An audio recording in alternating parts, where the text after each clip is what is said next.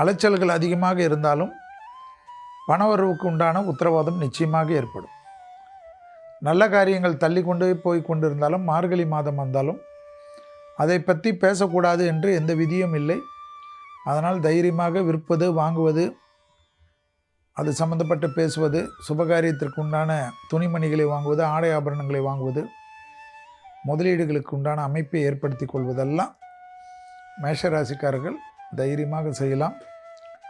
தொழிலில் சந்தோஷமான சூழ்நிலை கனிந்து வரக்கூடிய காலகட்டம். இழுபறியாக இருந்த நிலைமைகள் படிப்படியாக மாறும். மேஷராசிக்காரர்களுக்கு பாத வலிகள் அதிகமாக காணப்படக்கூடிய காலகட்டம். பாரம்பரியமாக இருக்கக்கூடிய பிபி, சுகர் விஷயத்தில் அதீத கவனம். எனவே கால்வலிகளுக்கு உண்டான உடற்பயிற்சிகளை செய்து கொள்வது தான் அதிலிருந்து தப்பிப்பதற்கு ஒரே வழி என்பதை மேஷராசிக்காரர்கள் உணர்ந்து கொள்ள வேண்டும்.